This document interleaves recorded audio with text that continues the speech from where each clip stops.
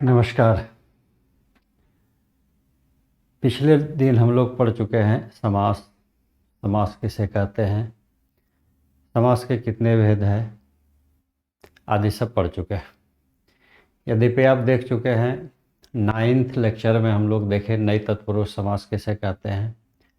10th lecture में हम लोग देखे हैं द्वंद्व समास किसे कहते हैं। आज हम लोग एक और समास देखने का प्रयास करेंगे।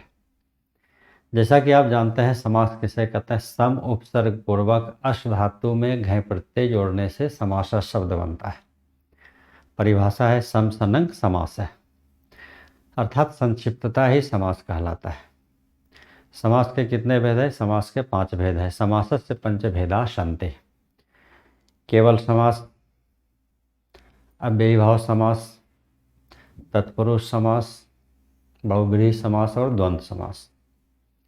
केवल समास का हम लोग उदाहरण देखें, भूतपूर्व पूर्वम भूतः विग्रह होता है। वागर्थाविव वागर्थो प्लस इव, यह हमारा विग्रह है। अव्ययीभाव समास का क्या पहचान है, जिसमें उपसर्ग रहेगा वो प्रायः अव्ययीभाव समास है। इसके अतिरिक्त यथा भी रहता है, स्व भी रहता है, आदि सब रहते हैं, लेकिन सामान्यतः उपसर्ग रहने से वह अव्ययीभाव समास होता है। पूर्व पदार्थ प्रधानो अव्ययीभाव, अर्थात पहले अव्ययीभाव समास में जो पहला पद होता है वह हमारा कोई न कोई उपसर्ग होता है, और अव्ययीभाव का जो समस्त पद होता है वह अव्यय होता है। ध्यान रखिएगा, समस्त पद के अंत में कभी भी विसर्ग नहीं होता है अव्ययीभाव समास में। और तत्पुरुष समास प्रायः उत्तर पदार्थ प्रधानो तत्पुरुष है। उत्तर पद प्रधान, जहाँ लास्ट पद अंतिम पद प्रधान हो, वह तत्पुरुष समास होता है। तो पहला पद प्रधान अव्ययीभाव, अंतिम पद प्रधान तत्पुरुष, दोनों पद प्रधान द्वंद्व। हम लोग देखे थे 4 थे द्वंद्व समास का। न पहला पद प्रधान हो न दूसरा पद, बल्कि तीसरा पद अन्य पद प्रधान, वह हमारा बहुब्रीहि समास होता है। हमने देखा पहला पद अव्ययीभाव, अंतिम पद तत्पुरुष, दोनों पद द्वंद्व, और दोनों में से कोई ने अन्य पदार्थ प्रधान हो तो वह हमारा बहुब्रीहि समास कहलाता है। तो समास संक्षेप में ये हमारा परिभाषा हुआ। और तत्पुरुष समास के प्रमुख 6 भेद है। द्वितीय तत्पुरुष, तृतीय तत्पुरुष, चतुर्थी तत्पुरुष, पंचमी तत्पुरुष, षष्ठी तत्पुरुष, सप्तमी तत्पुरुष। और इसके अवान्तर 8 भेद है ना। अवान्तर इनके 8 भेद है। 8 भेद में हम एक नए तत्पुरुष समास पढ़े हैं, अर्थात उपपद तत्पुरुष, नए तत्पुरुष, कर्मधारय तत्पुरुष, प्रादि तत्पुरुष, मयूर व्यंजक तत्पुरुष, अलुक तत्पुरुष, मध्यम पद लोपी तत्पुरुष। ये सारे तत्पुरुष के अवान्तर भेद हैं। आज उसी अवान्तर भेद में हम लोग पढ़ेंगे द्विगु तत्पुरुष समास। द्विगु तत्पुरुष, जैसा कि आपको पता है द्विगु तत्पुरुष समास का सूत्र क्या है। सूत्र शब्द नपुंसकलिंग है, सूत्रम। इसका सूत्र है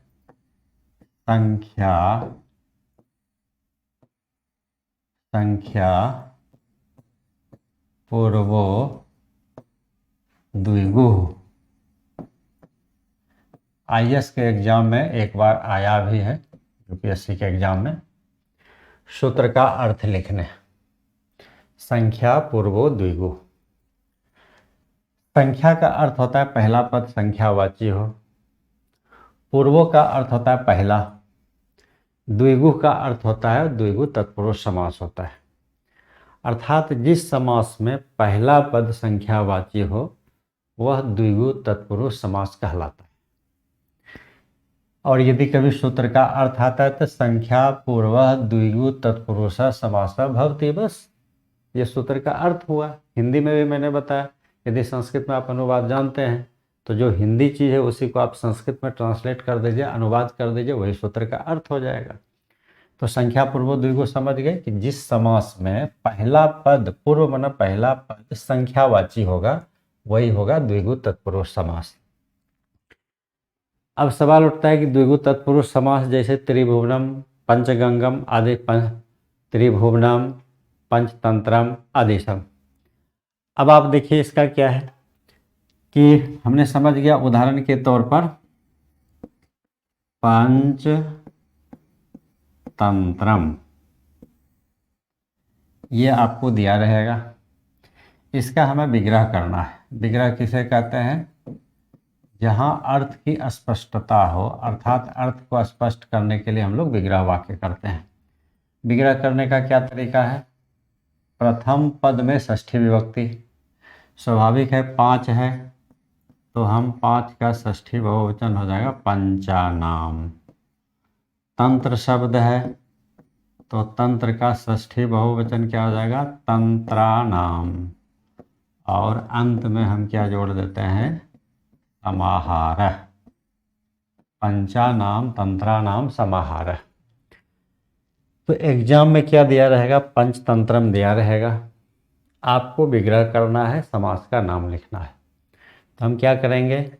पंचानाम तंत्रानाम समाहार है, ये हमारा विग्रह वाक्य है। कभी कभी आपको विग्रह वाक्य दे देगा, समस्त पद लिखना है, समस्त पद दिया रहेगा, विग्रह वाक्य करना है। बस इससे ज़्यादा हमें कुछ भी नहीं करना है। हाँ, हरियाणा पीसीएस या अदर पीसीएस में क्या होता है कि कभी कभी सूत्र लिखने के लिए आता है, तो हम सूत्र लिख देंगे। तो मेरे विचार से समझ गए। संख्या पूर्वो द्विगु, पहला पद देखिए संख्यावाची है, पंच है, इधर कुछ भी रहे, उसके बाद यह द्विगु तत्पुरुष हो गया। जब हम विग्रह करेंगे, विग्रह करने का यद्यपि कोई तरीका नहीं है, नियम नहीं है, लेकिन उसे हम अर्थ की दृष्टि से करते हैं।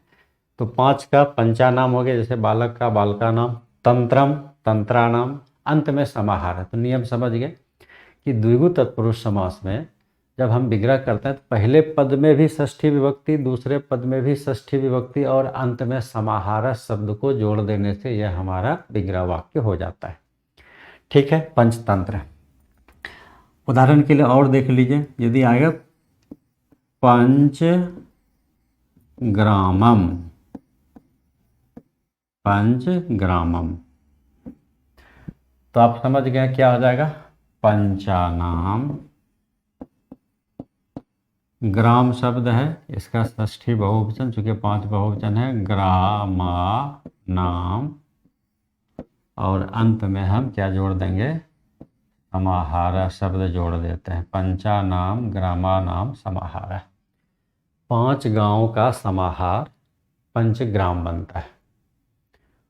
इस तरह से हम यदि कहें चतुर्युगम, है ना, क्या बोलेंगे? चतुर्युगम। चतुर्युगम, तो चतुर्युगम जो है, पहला पद क्या है? चतुर शब्द है और लास्ट है हमारा युग। तो चतुर का आप लोग को शब्द रूप याद होगा। चतुर का षष्ठी बहुवचन क्या होता है? चतुर्नाम। क्या होता है? चतुर्नाम। तो चतुर का षष्ठी बहुवचन चतुर्नाम, उसके बाद युग का षष्ठी बहुवचन हो जाएगा युगा। युग का क्या हो जाएगा? युगा नाम, है ना, चतुर्नाम युगा नाम समाहार। तो युग हो गया आपका युग, युगा नाम, उसके बाद हम क्या जोड़ देंगे? समाहार। चतुर्नाम युगा नाम समाहार, 4 युगों का समाहार। उसी तरह से यदि हम कहें त्रिभुवनम, एक बार एग्जाम में आया हुआ भी है, त्रिभुवनम, तो क्या बन जाएगा? त्रिभुवनम, विग्रह करिए, 3 का हो जाएगा त्राया नाम, शब्द रूप आप लोगों को याद होगा, त्राया नाम। भुवन का क्या बन जाएगा? भुवन का भुवना नाम, और लास्ट में हम क्या जोड़ देंगे? समाहार। समाहार, त्राया नाम भुवना नाम समाहार, 3 भुवनों का समाहार। आपने क्या देखा? पहले 5 था, फिर 4 था, फिर 3 था। तो इस तरह से पहला पद संख्यावाची होगा तो हम उसको द्विगु तत्पुरुष समास समझेंगे। तो एग्जाम में बस आपको इस तरह से आप बहुत है पंचमूलम, इस तरह से आप लिख सकते हैं, और है ना, पंचपात्रम, पंचानाम पात्रानाम समाहार, षड दर्शनम सन्नाम दर्शनानाम समाहार।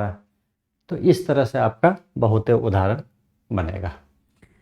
अब आइए हम लोग जब इसको देखें कि किस तरह से हमारा द्विगु तत्पुरुष समास होता है, और द्विगु तत्पुरुष का हमने उदाहरण भी देखा। उदाहरण देखने के बाद हम लोग इसका देखिए वाक्य में भी प्रयोग करते हैं, जैसे पंचतंत्रम, है ना, कुत्र अस्ति, पंचतंत्र कहाँ है। इसका मतलब क्या, पंचतंत्र एक ग्रंथ का भी नाम है, किताब भी है। इस तरह से हम लोग, खासकर आपको जो एग्जाम में आएगा वह आएगा, सूत्र दिया रहेगा, सूत्र का अर्थ लिखना, एक उदाहरण देना है 2 नंबर का।